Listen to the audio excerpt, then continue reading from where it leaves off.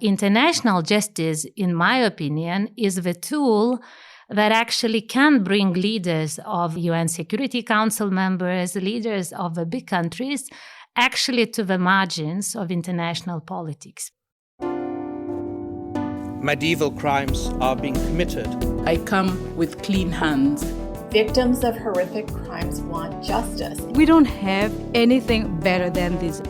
This is Asymmetrical Haircuts, your international justice podcast, with Janet Anderson and Stephanie van den Berg.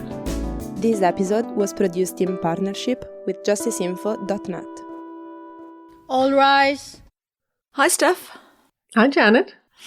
So over the last few months, Ukraine has become maybe a bit less of a focus for the world as the war in Gaza has erupted and we've got this huge humanitarian crisis there.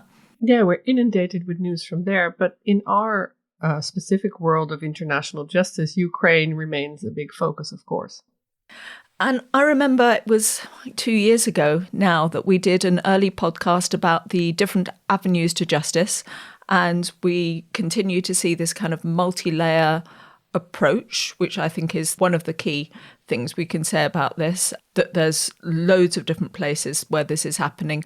Plus, there was this exceptional amount of effort and attention and money that we saw coming in, which, just to say, compared to places like Ethiopia, Sudan, Yemen, isn't the same.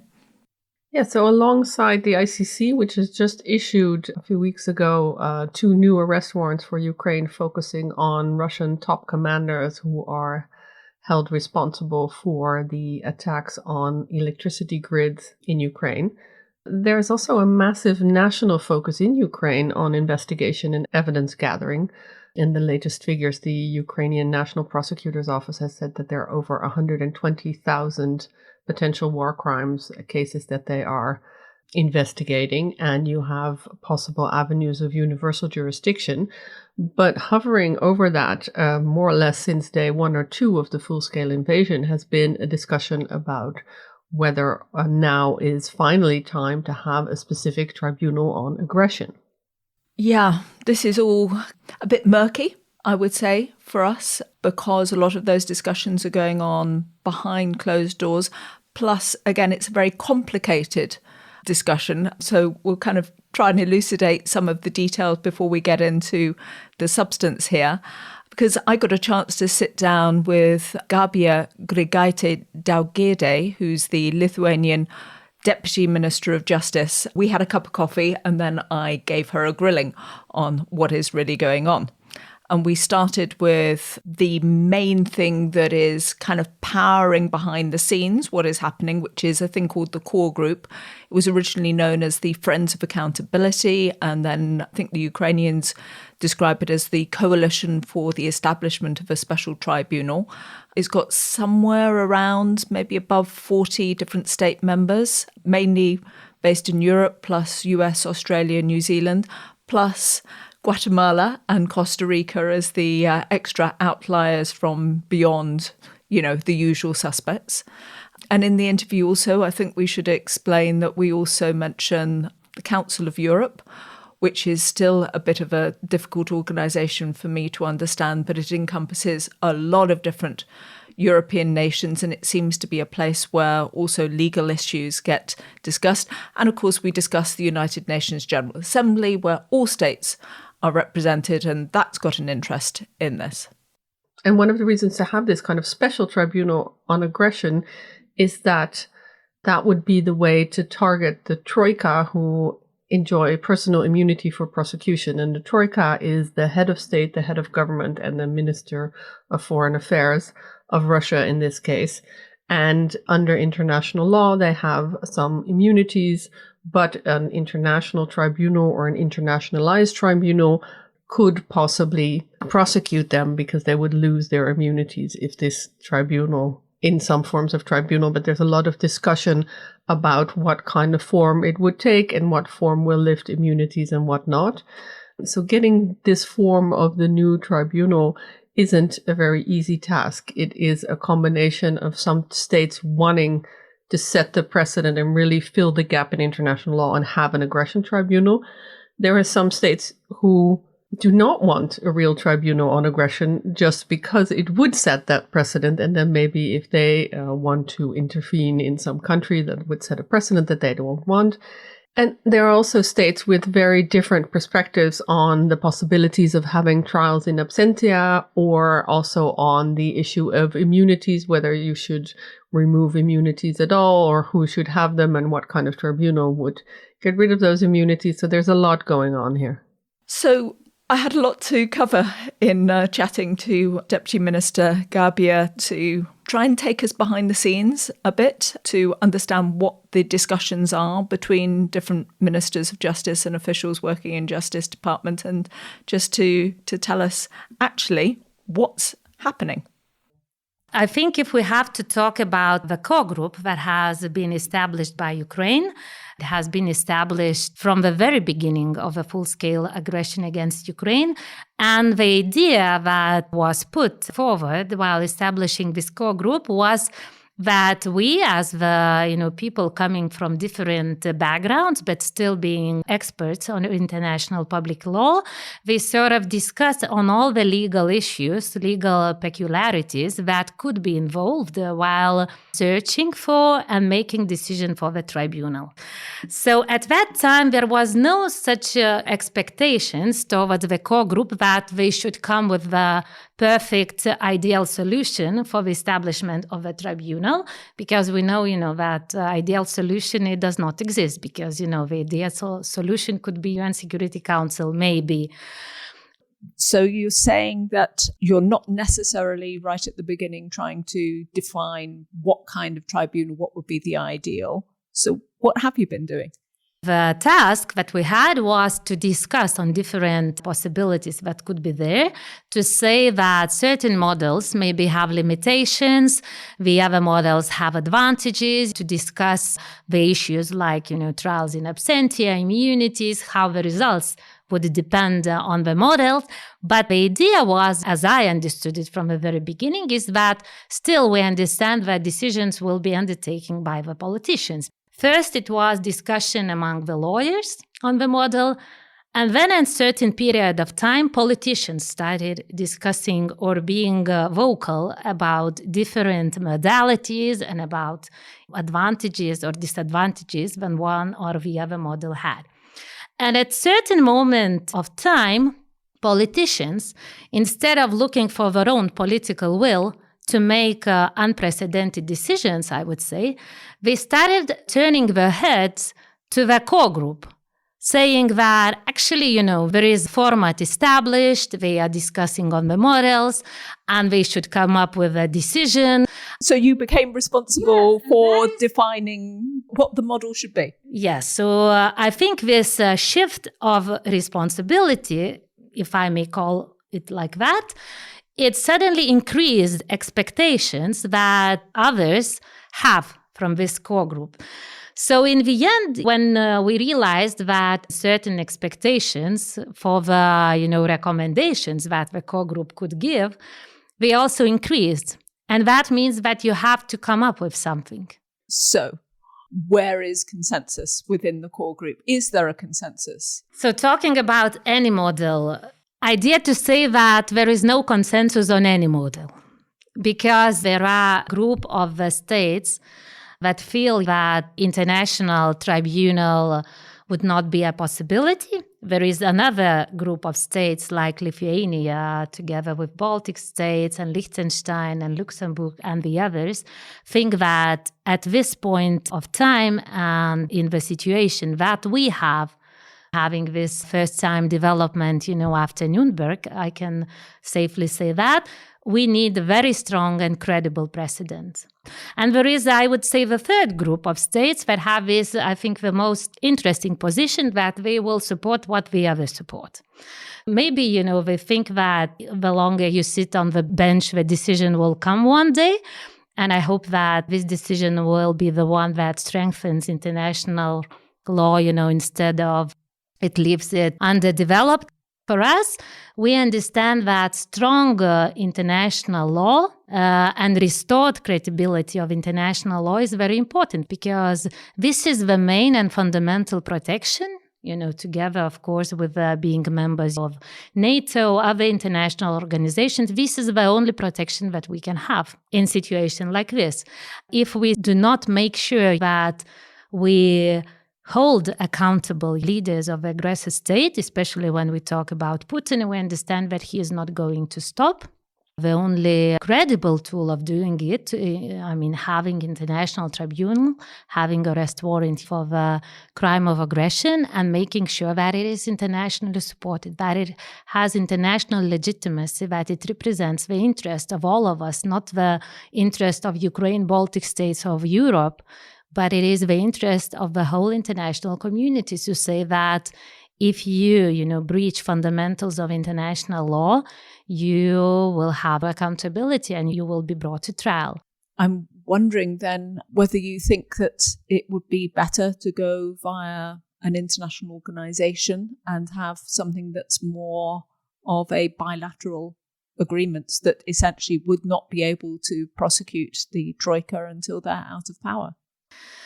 So this option, is also under the discussions in the core group, because with the involvement of Council of Europe, and very successful, I would say, very good example of leadership in the case of the damages, register of damages.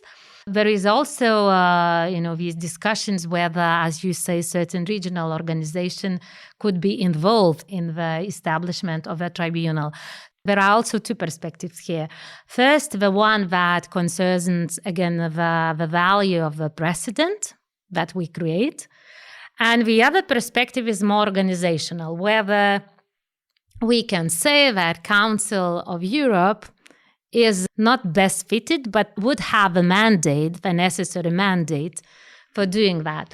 So from the international law perspective, I would say that it again has certain risks that we have to be prepared to manage, because if we say that accountability for the crime of aggression turns to be regional issues, so you might have different regional approaches to this justice also. And then if we understand that especially the crime of aggression has a lot of things to be considered very responsibly, because, we have never done it before.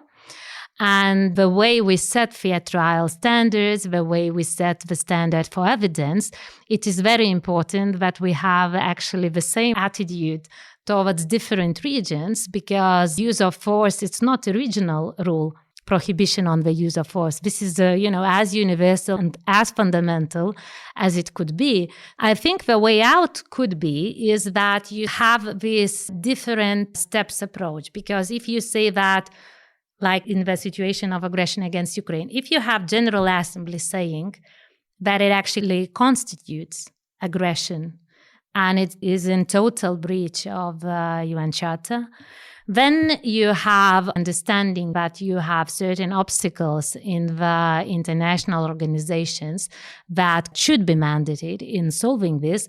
And you say we have regional effort that is being, supported by the UN General Assembly, or that it will be endorsed. Maybe this is the way out.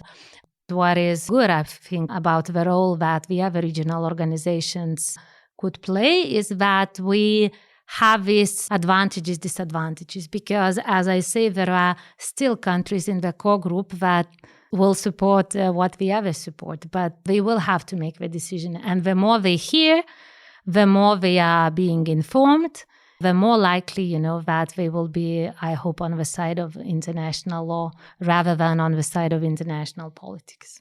Another element that has been raised very strongly in connection with this is the role of the International Criminal Court, which has as its fourth crime, the crime of aggression, but has a very limited mandate jurisdiction over who it could possibly put on trial. And we know that they couldn't, at least in its current form, possibly put anybody from Russia on trial for aggression, even though they've got, as you said, the arrest warrant against Putin already.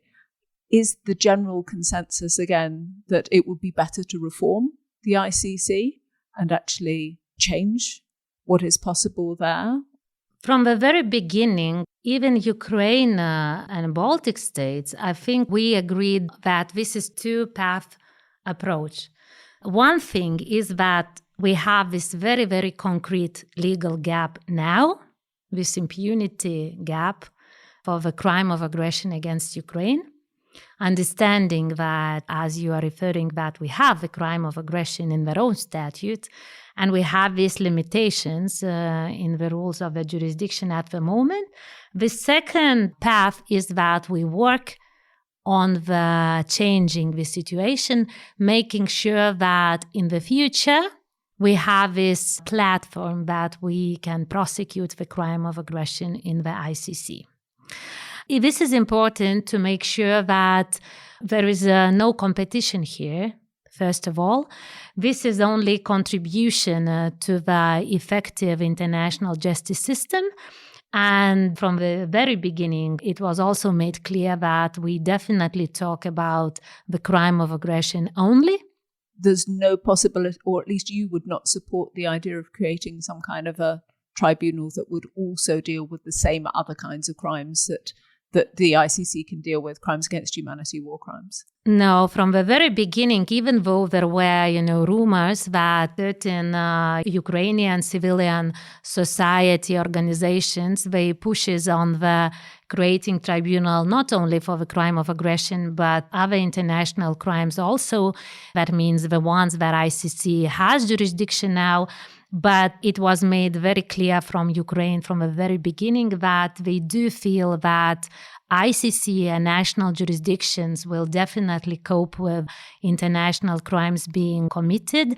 And the only problem that we see is the crime of aggression because, of course, as a Ukrainian territorial jurisdiction, they have jurisdiction themselves, but they are very clear and they understand that for the sake of impartiality, independence, for the sake of a strong international precedent, they need international legal accountability effort for that. So from the very beginning, and I think all, politicians that had a chance to talk with the leadership of ICC, from the very beginning, it was made very clear that we talk about very, very concrete task for this tribunal, that we talk about, temporary accountability, mechanism that will have very concrete tasks and in no way would have, certain mission or perception that they will do something that would be in concurrence with the ICC efforts.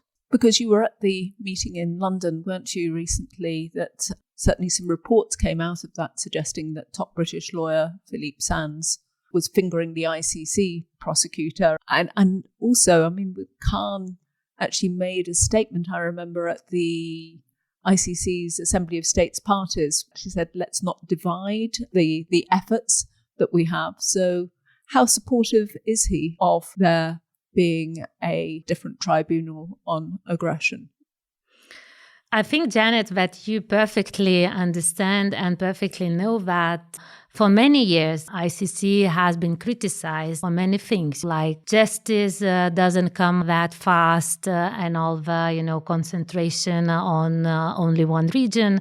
And I think what aggression against Ukraine did is that it, as I was saying, that we had this unprecedented consolidation, not only of the efforts of different states, we also have enormous attention or enormous expectations being put on international judicial institutions also, and not only judicial, but Eurojust and all the others. And with all that, of course, comes more possibilities, more resources, more attention from the politicians, and more publicity also. Naturally, I think that he is a representative of the institution that also has used to have to fight for his place under the sun. It was also about, limited resources, about increasing expenditures on the increasing number of situations also. And suddenly, you get the chance to have dividends from the things that you are doing. And at certain moment to say that you agree that there are other institutions being established that might also drag attention from you, he understands that this might happen. I think that we should all have the same goal in the end, because there are no different perspectives. There are no different international law. There is, the same international law for ICC, for the states, and for the possible, creators of the International Tribunal. We have the same goal. We want to make sure that we don't have double standards. We don't have gaps of impunity. We don't have safe haven for the perpetrators of international crimes. We want to believe, that national jurisdictions can also proceed, take that burden, I would say, for the international accountability in the form of universal jurisdiction, so that this is shared responsibility. It's not, about having more or less place under the sun. It's about sharing the same sun of accountability, and making sure that each of the institutions, they see the same goal. In terms of commitments, I know that Lithuania has definitely tried to step up with money and resources around this, and we've seen many other countries do the same. But there's a lot of demands on states' purses, and we've also seen a lot more attention of the world go into the Israel-Hamas war that is happening at the moment. Do you think that is maybe hampering efforts towards developing a special tribunal? I think Zelensky was also very open about it, saying that he understands or he realizes that Israel-Hamas war, it actually takes the focus from aggression against Ukraine by Russia. And I think, when I teach my students in humanitarian action, I say that if you read books on humanitarian action, the books also say that the world is capable of concentrating only on one humanitarian crisis at a time. Such saying, it has rational behind it, because, as you say, around all the accountability efforts, as well as around different humanitarian action, there is still, the problem of limited financial resources, political will to do something. And we don't live in the ideal world. Sometimes we also have questions, why Lithuania, they are that supportive to Ukraine, then we are less supportive to the other humanitarian disasters that are happening around the world. But I think it's natural, because we are very close to Ukraine, but we are at the same time very close to Russia and Belarus. So at the same time, showing this big support and big help for Ukraine, we want to protect ourselves also. Yeah, in terms of the neighborhood, with Belarus at one side, Russia the other, you have the experience here in Lithuania of what it's like to be occupied, obviously previously by the Soviet Union. Are you finding that your counterparts across Europe, maybe others in the core group, kind of understand where you come from and understand your perspective? Now, after aggression against Ukraine happened, sometimes we have possibility to talk, with our members in the European Parliament, and the ones that were trying to push for the different decisions, like even before the full-scale aggression against Ukraine. And a lot of Western politicians, we thought that we are too obsessed with this idea that, Russia misbehaving. I remember there was a huge scandal when the former president Grigaitė called Putin, a terrorist state. So in the end, you see that, it was actually, and it continues to be true. And I think now the other countries, they listen to us, because we have I think, very good experience, understanding what are the methods of Russia, how they sort of make the influence in different countries, even, how the threats should be, understood, because, as I say, there are still people think that Putin will stop himself, that he will certain make decision that it's enough. But we understand that he will not do that. And it's difficult to explain, why, to give that very logical, and legal reasons. But we know that it will not happen. And that is why we push on the decisions that have to be undertaken now, not waiting, that he steps down the power, or that, suddenly democracy will start blooming in Russia. It will not. In terms of getting towards a tribunal, remember last year, my colleague Stephanie attended the launch of the ICPA, another acronym for us, the International Centre for the Prosecution of Aggression, under the auspices of Eurojust and something connected to the Joint Investigative Team, and Lithuania is very much at the centre of all of this. So what is ICPA up to? So ICPA, as we considered it from the very beginning, this is a very important primary step towards in the way of establishing the tribunal, because the idea is that all the evidences or all the procedures that will be delivered in this format sooner or later will have to be taken over by the tribunal, not depending, on the modality. They will still have to find certain ways how they transfer the process into the tribunal. And it has been established as more coordination platform for all the national jurisdictions that have started the national investigations into the crime of aggression under the national criminal codes. The idea that was behind ICPA is that we have a platform that would make all the states come together and agree, first of all, on the definition of a crime of aggression. And I always say that there is nothing here to agree about, because we have the crime of aggression and its definition in the Rome Statute that was universal exercise for more than 10 years. And every state had possibility to speak and be vocal about, what is important in regulating this crime. So I think that there is no place for discussion here. You just have to use what is there already on the table. Then, of course, what is important, as aggression against Ukraine is the most documented war that is happening today, because with all the open source, with all the users of mobile phones and etc., there is really plenty of information. So to have the same standard, how you treat one or the other information, what standard for verifying you have, and how you draw some contextual conclusions from different types of evidence, that is important.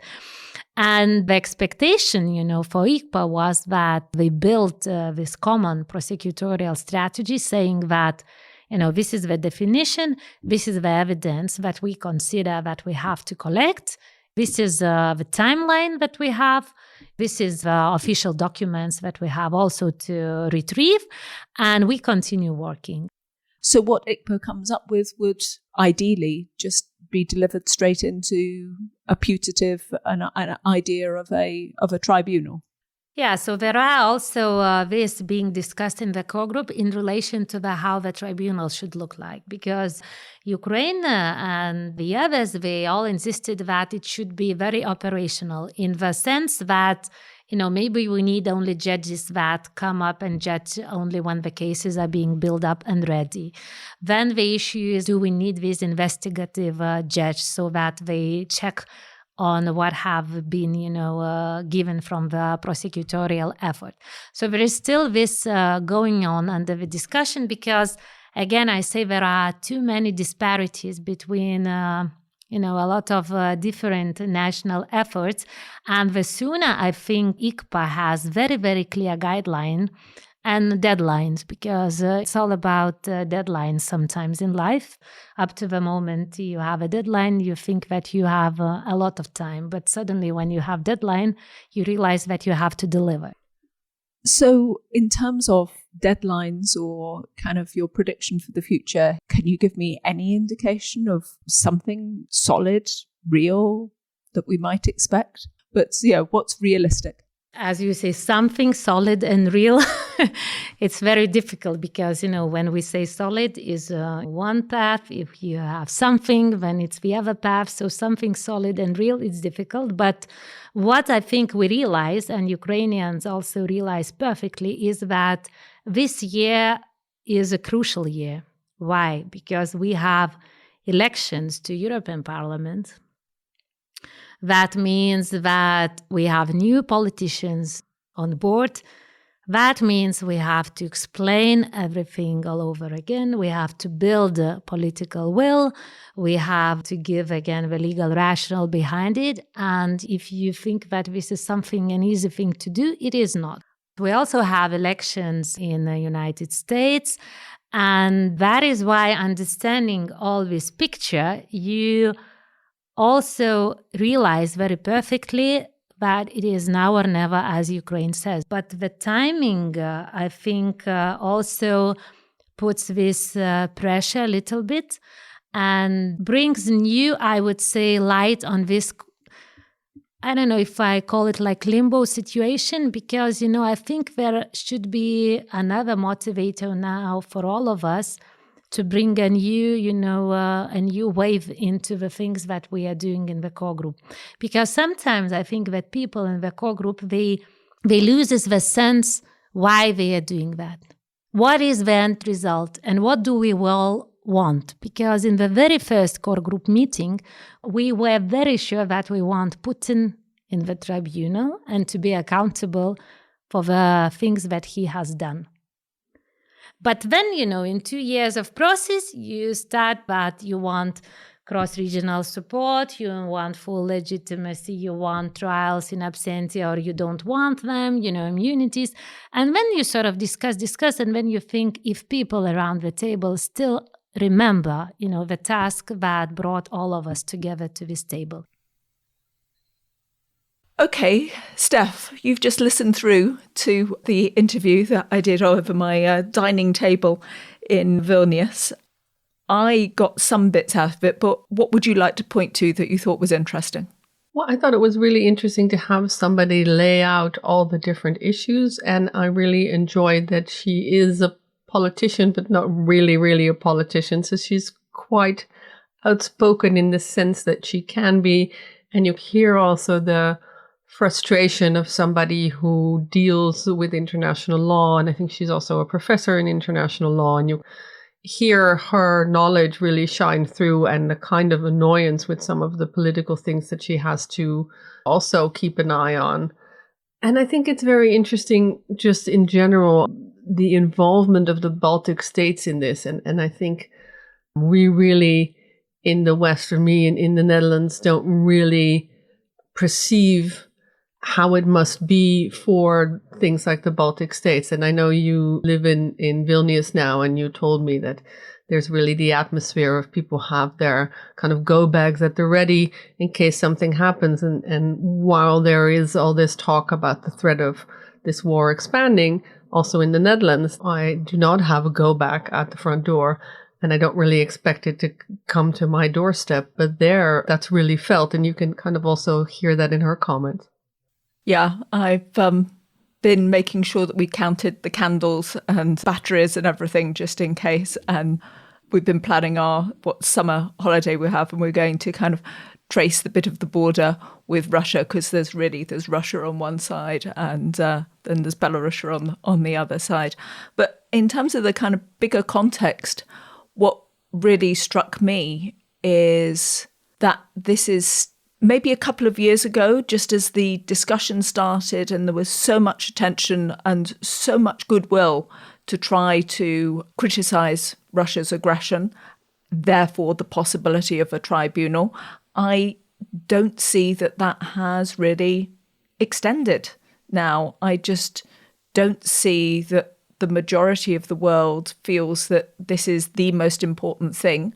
Gaza has become the most important thing for countries to consider. There are no African states, as far as I can see, who've very often taken the lead in some of these big international law issues. None of them seem to be involved. So I can't see a large majority of states at the General Assembly working to set this up. And therefore, it will always be wondering whether this is something that is truly reflective of whatever we want to call the international community. Just before we finish off, I just wanted to give some more context for people to watch out for. And of course, this is me being a journalist and saying, whoa, that's going to be really exciting. I understand that coming up in May, Vilnius is going to actually be hosting one of the next core group meetings. I can imagine Gabija being as charming as she can to try and knock some heads together and see what she can get consensus on. I don't expect anything extraordinary, but, I'll be watching. But she also told me that there are some more internal discussions at the Council of Europe, some things like the issues of whether trials in absentia would be accepted more broadly, maybe also being discussed in May. I am not privy to those discussions. I can't even see any details through Googling of what is going on. But again, I'm just going to watch out. And if anybody understands the Council of Europe better than I do, which is probably vast majority of people, I'd be very interested to hear people's input on that. Yeah, I think it's very interesting, that issue of trials in absentia. I know that is, Ukraine has mentioned that they might want to do that, and some of the Baltic states might want to do that. I know in the Netherlands there is also the possibility of having it. We've had it for the MH17 trial, but of course in kind of international law and international criminal tribunals, trials in absentia are a huge no-no. Although the ICC is moving towards a weird situation where they want to try to have a little bit of the case in absentia, for example, with the CONI confirmation of charges hearing coming up. And that is also seen by some as a preparation for maybe more of those kind of cases, but they can't have trials in absentia. So this discussion is going to continue. And it's very interesting that it also goes to the aggression tribunal. But all of this we will keep an eye on, and we will inform you as soon as we know more. So thank you very much for listening. We'll get back to you next week with a new episode. This was Asymmetrical Haircuts, your international justice podcast, created and presented by Janet Anderson and Stephanie van den Berg. This episode was produced in partnership with justiceinfo.net, an independent site covering justice effort for mass violence. Music is by audionautics.com, and you can find show notes and everything about the podcast on asymmetricalhaircuts.com. This show is available on every major podcast service, so please subscribe, give us a rating, and spread the word.